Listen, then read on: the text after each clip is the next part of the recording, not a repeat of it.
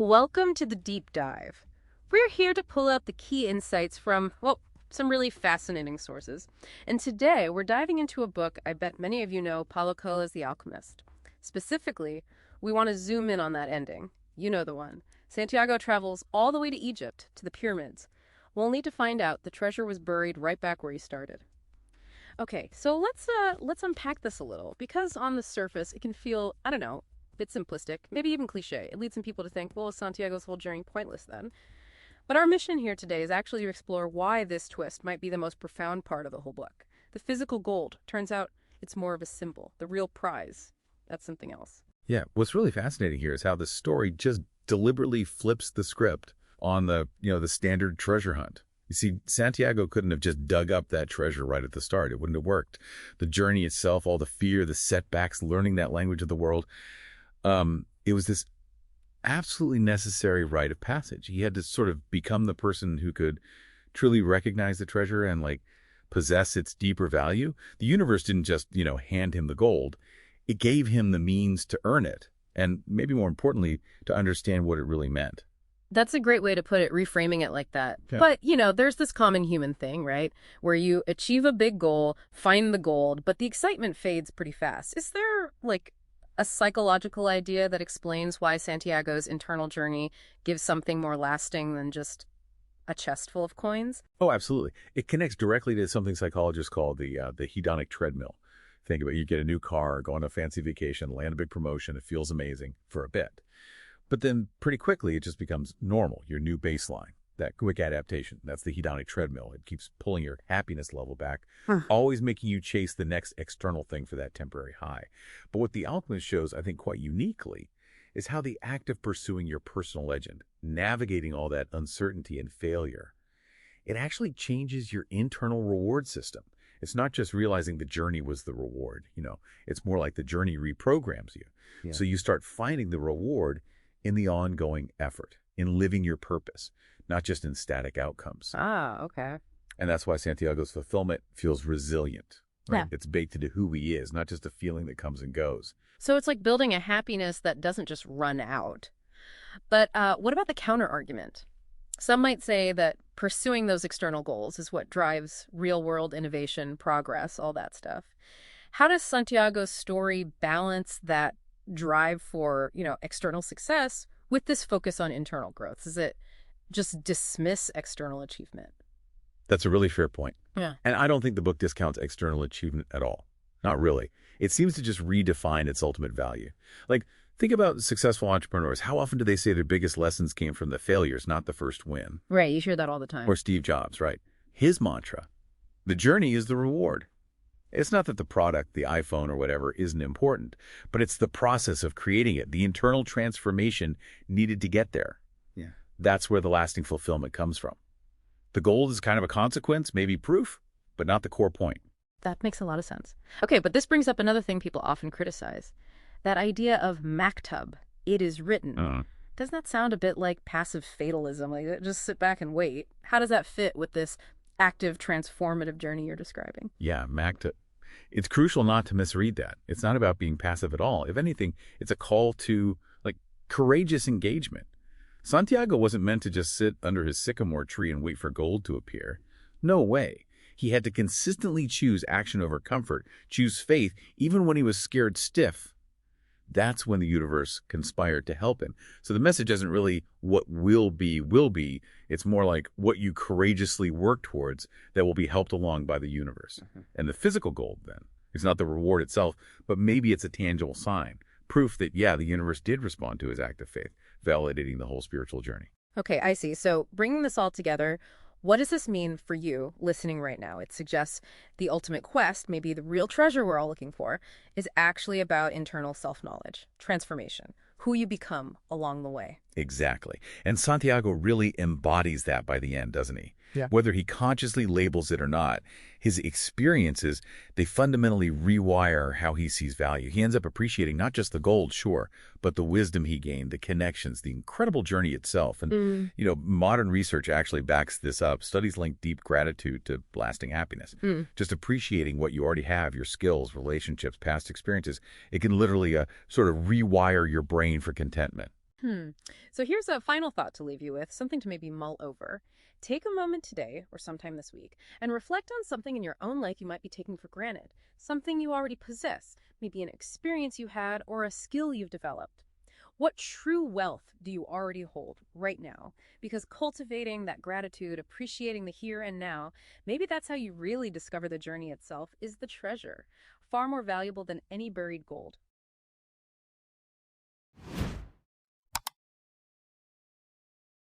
Welcome to the deep dive. Today we're jumping into Paulo Coelho's The Alchemist, but maybe not just as a great adventure story. We're using it more like a map. Mm-hmm.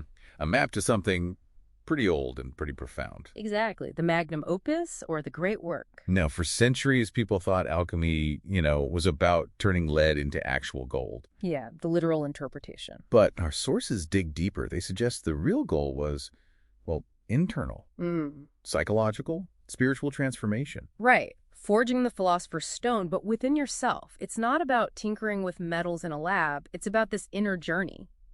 Carl Jung, back in the 20th century, really nailed this. He saw alchemy as a powerful symbol for what he called individuation. Which isn't just like self-improvement, is it? No, it's bigger. It's this lifelong process, integrating absolutely all parts of yourself, the good, the bad, the stuff you hide. The shadow aspects. Yeah. Exactly. To become, truly whole, authentic. And the final stage, the rubedo or reddening, that's the payoff. That's when the work is perfected. And that inner stone, a truly integrated, resilient self is created.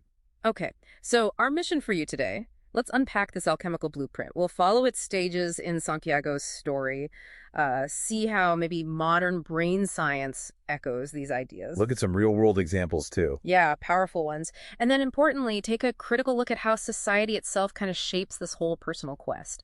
So this blueprint often talks about 4 stages. First up is Negredo, the blackening. That's it. Think symbolic death, dissolution, breaking down the old self. And that's right where Santiago starts, isn't it? Selling his flock, leaving the life he knew. Absolutely. And then bam, he gets robbed in Tangier. That moment, utter loss, despair, that's his Negredo. A total breakdown of who he thought he was. Okay, so from those ashes, something new has to grow. Right. And his time after that, working for the crystal merchant.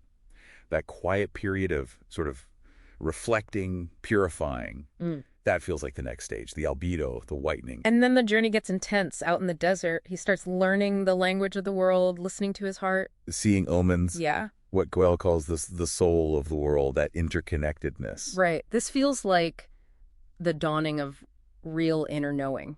The alchemists called this citrinitas, the yellowing.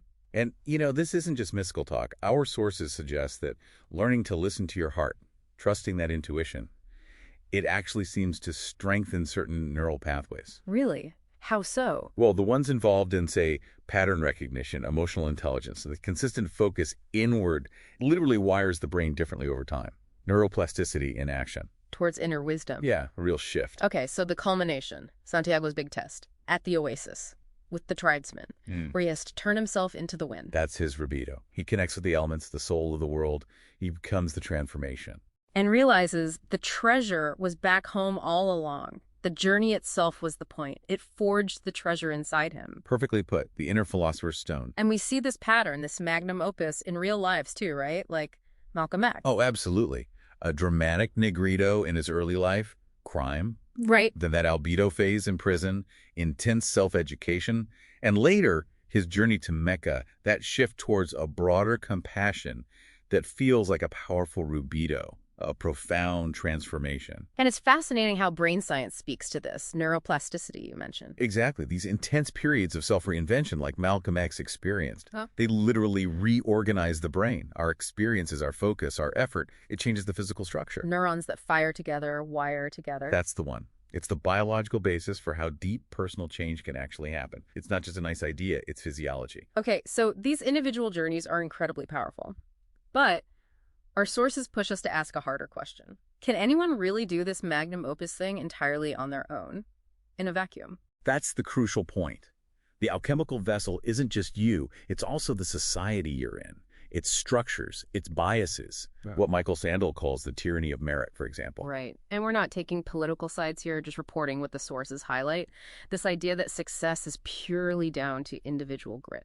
It ignores the reality of vastly different starting points, systemic barriers, Yeah. things that can create a kind of societal nigredo for people, not a breakdown of the old self, but maybe a crushing of hope itself. So it complicates the picture of purely personal transformation. It does. It adds a whole other layer to consider. So pulling it together, this journey through the alchemical stages, it shows the real purpose isn't finding something. It's about the transformation of the seeker. You. The philosopher's stone isn't out there. It's an inner state you build, completing your own magnum opus. Which leaves us, and you, with a big thought to wrestle with. We have this incredible human capacity for transformation. It's undeniable. But as we've seen, it doesn't happen in isolation. So how do you square that? Your own personal, maybe courageous quest for self-realization? How do you reconcile that with knowing the vessel of society itself? The barriers, the meritocracy debate can shape or even block that great work for so many. What could a dual alchemy look like for you? Where that deep internal growth connects with engaging with the world outside, something to think about.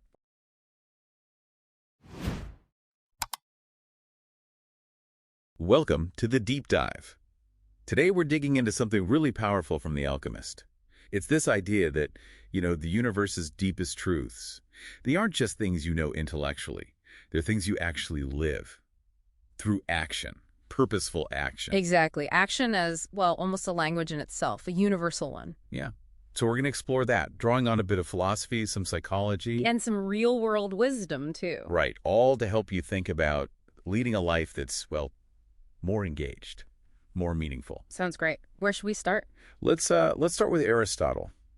His idea of praxis. Praxis. Good starting point. Because it's not just any action, is it? It's specific. Right. It's purposive. Ethical, even. The key thing is the doing is the goal itself. Okay, so unpack that. Like Santiago in The Alchemist, tending his sheep, working in the crystal shop, crossing the desert. Those actions weren't just, steps towards his personal legend. They were his personal legend, in a way. In a very real way, yes. They were shaping him. The action itself held the meaning, the transformation. It wasn't just about getting the treasure at the end. So the focus shifts. Yeah. Away from just the external reward. And onto the integrity of the action itself, how it changes you. That's a really interesting way to frame it. We do get caught up in outcomes. We do. We think about things, or we make things for a reward. Poiesis, Aristotle called that making. But praxis is different. Completely different. It's intrinsically meaningful. The act is the fulfillment. It's kind of radical, actually. How so? Well, the idea that your life's purpose unfolds through what you do, moment by moment, rather than just being some destination you arrive at. Okay, so action is key. But how does the physical doing part connect to, understanding truth? We talk about knowing things in our heads. Right, the old mind-body split idea. But modern embodied cognition really challenges that. How does that work? Well, it suggests our thoughts, even abstract ones, are grounded in our body's sensory and motor systems. So when Santiago acts, sells the crystal, feels the desert sun. His body isn't just a vehicle carrying his brain around. It's actively involved in the understanding. It's physically encoding the truth of that experience. Wow. So it's not just a metaphor, this universal language idea. Not at all. It's how we're wired.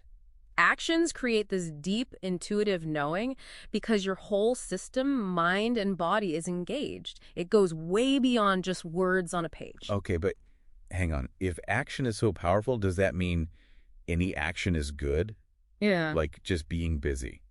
Good question. No, definitely not. You could just be acting impulsively, right? Exactly. And the alchemist isn't advocating for, recklessness. It distinguishes purposeful action from just flailing. So what's the difference? Conscious intent. Yes. Conscious, purposeful doing. Think about someone maybe quitting a job suddenly with zero plan versus someone who mindfully transitions careers. Okay, one feels reactive, maybe driven by frustration. Right. The other is guided, aligned with something internal. Praxis involves that foresight, that connection to an inner truth. Right. Your actions become expressions, not just reactions. This brings up something important, though. How do we make sure our actions stay aligned? How do we learn from them? I'm thinking of John Dewey. The reflection piece, yes. We do not learn from experience. We learn from reflecting on experience. Crucial. Absolutely crucial. Reflection is the catalyst. It's what turns that raw, sometimes confusing experience into actual wisdom. And it's not just an afterwards thing, is it? Like a post-mortem. No, ideally it's integrated. Before you act, what's my intention? During, how's this feeling? What am I noticing? And after, what did I learn? What does this mean? Like the alchemist, constantly prompting Santiago, making him pause and think. Precisely. That's how experiences get digested, you could say. They move from just happening to being deeply understood, integrated lessons. It makes the learning personal, profound. So bringing this all together, Yeah. what does this mean for you, listening right now? Well, I think it highlights the authenticity of action. How so? Actions speak louder than words, right? It's almost a cliche, but it's true. They reveal character, build trust in a way words often can't. You think of people like Gandhi or Rosa Parks.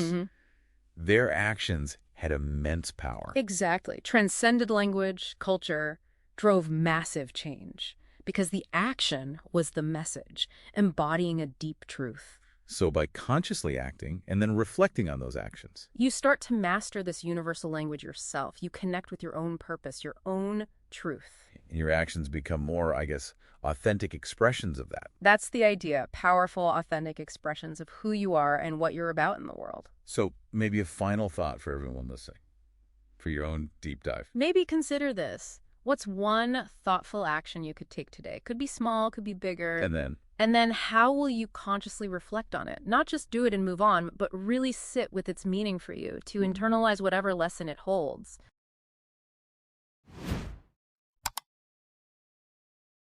Welcome to the Deep Dive. Today, we're exploring one of those endings in literature that really makes you stop and think. Paulo Coelho's The Alchemist. Yes. Santiago's big journey. Exactly. All the way to the pyramids in Egypt, chasing this dream of treasure. Only to find out it was, well, back home the whole time. Right under that tree. It feels like such a paradox, doesn't it? Okay, let's unpack this a bit. Right. And what's so fascinating, I think, is that the physical treasure, it really becomes this symbol. A symbol for something much deeper, profound inner growth.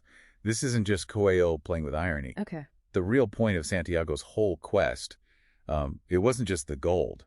It was about how he transformed. The journey itself was like the necessary step. The precondition. Exactly, the precondition for him to actually understand his destiny, to find what was, right under his nose. That makes sense. And that's what we're really diving into today, looking at it through two main lenses. Joseph Campbell. Yep. The classic hero's journey framework, and also the psychology behind fresh starts, how we deal with new beginnings. Sounds good. The idea being that these endings aren't really endings at all. Precisely. They're actually new beginnings. Okay, so the hero's journey. Campbell talks about the return with the elixir. The final stage. Santiago's return fits this perfectly, right? But what is the elixir he actually brings back? It's clearly not just a chest of gold coins. No, definitely not. It's way more than that. The real treasure, the ultimate boon, as Campbell calls it. Yeah. That's his interchange. His transformation. Yeah, his deep understanding of the soul of the world. He comes back with wisdom, with self-awareness. That's the elixir.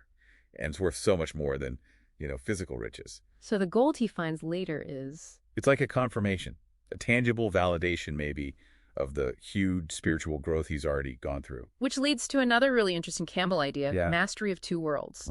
Right. Bridging the gap. Santiago can now blend those mystical lessons he learned out in the desert with his sort of ordinary life back home.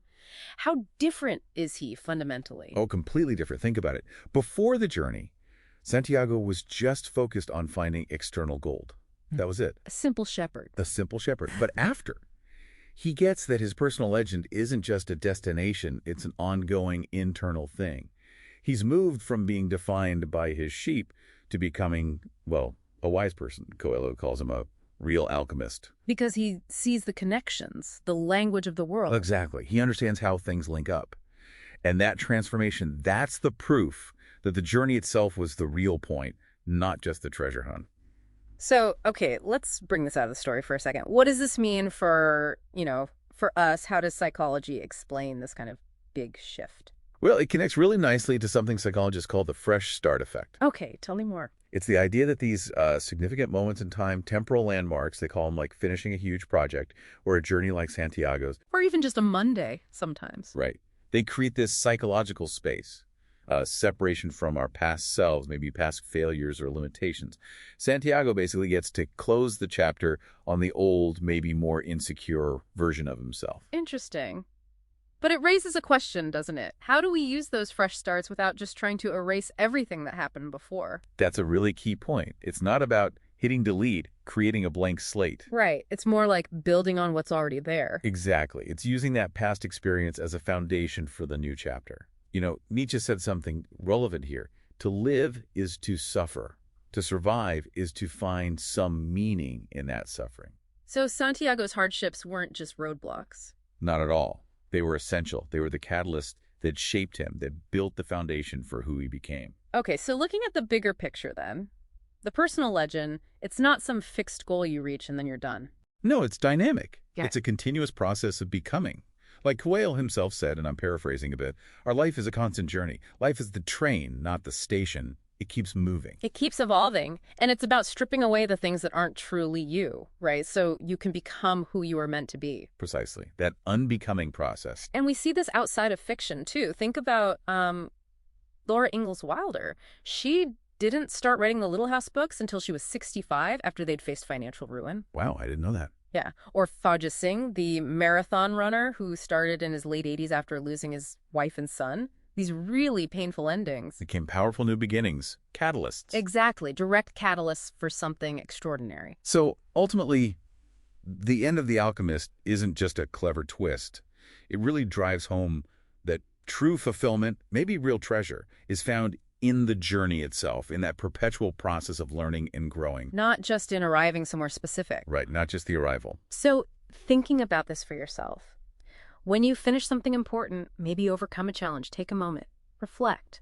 What was the real elixir you gained? Yeah. The insight, the change in perspective. How did it maybe differ from the goal you initially expected? That's a great exercise. Yeah, maybe just write down one new thing you learned about your own personal legend from that experience. Because remember, every finish line, it's really just the start of the next race. All right, let's unpack this. I've been really thinking about this core thing in The Alchemist. You know how Santiago's journey ends? Right. But it feels like Paulo Coelho is pointing right at you, the reader, saying, okay, now it's your turn. Exactly. Your adventure starts here. So our mission today, basically, is to look at our sources. We've got mythology, psychology, even some philosophy, and pull out the really profound bits from this story. And it's more than just a smart ending, isn't it? It's really a statement about, well, purpose, about growth. It's asking you to think about your own path. Yeah, definitely. And Santiago's story, it maps so cleanly onto Joseph Campbell's hero's journey idea. Oh, absolutely. A classic example. You've got the dream, that's the call to adventure, then selling the sheep, heading to Tangier, boom, crossing the threshold, and then the road of trials getting robbed, that time with the crystal merchant, all the desert stuff. But what do people often miss about those trials? Is it just like external hurdles? That's a great point. Because usually it's deeper than that. Campbell's work clicks really well with Jungian ideas here. Okay. The inner world stuff. Right. So the desert, it's not just sand and heat. Symbolically, it's Santiago's unconscious. It's, wild territory inside him. Untamed potential, maybe. Fears, too. Exactly. Those ordeals facing bandits, maybe dying, even leaving Fatima, those are really him confronting his own deep stuff. His fears. So the treasure being back home? Yeah, the twist. But it's not about the gold coins, is it? The real reward, in Campbell's terms, is the greater knowledge. Insight. He learned about himself. And that transforms him, makes him a master of two worlds. He can handle the everyday and the deeper sort of spiritual side of life. Precisely. He's integrated it all. Okay, so that self-knowledge connects to the personal legend, which sounds a lot like Maslow's self-actualization, right? Becoming everything you can be. It lines up perfectly. That innate potential realizing itself. But here's where I get a bit stuck. The book says everyone kind of knows their legend when they're young. It suggests that. Yet Maslow found self-actualization is super rare. Like less than 1% of adults get there. So isn't that initial idea a bit optimistic, maybe naive? Well, it's a fair question to ask. Yeah. But let's look bigger picture. Pursuing that legend, that purpose, it's not just, a nice philosophical idea. Okay. It has real, tangible effects. Research shows when you truly believe in your purpose, your brain literally starts noticing opportunities others miss. It's almost like a a filter. So it's neurological, not mystical? Sort of, yeah. It's your brain optimizing for your goal. And the physical benefits, they're quite striking. People with purpose tend to live longer, sleep better. Really? Yeah, stronger immune systems, less stress, lower cortisol levels even. So that line, the universe conspires to help you. You can see it as a metaphor for this positive cycle. Purpose improves well-being, which helps you pursue purpose. A feedback loop. Makes sense. But it still involves choice, right? That leads to the split. Purpose or staying put. Santiago risks it all. He does. Takes the leap. Compared to the crystal merchant, oof, that character is almost painful. He knows his dream, his personal legend. But he's stuck. Too afraid. Yeah, too afraid to pursue it. Living in that quiet desperation. How many of us do that, I wonder? Have our own little crystal shops we're scared to leave. It's a powerful cautionary tale. Well, And, it doesn't always have to be some huge, dramatic thing. Sometimes stagnation comes from the small choices we avoid. But you see the flip side in the real world, too.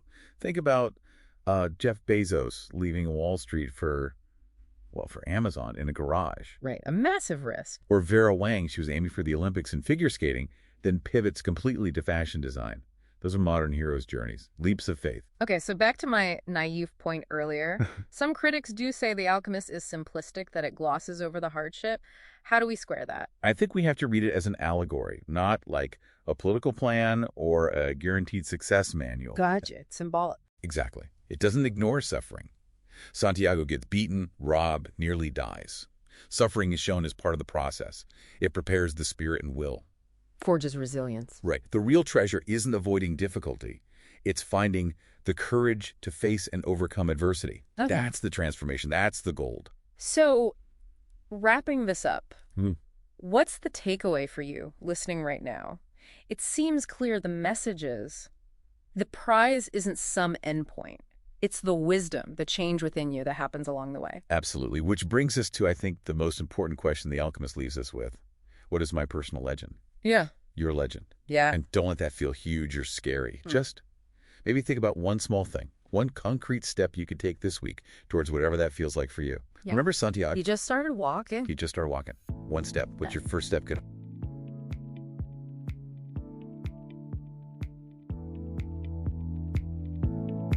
That's all for this episode of the Deep Dive Cast. Thanks for joining us. We hope you gained some valuable insights. Be sure to tune in next time for another deep dive into the world's best ideas. Until then, keep learning and growing.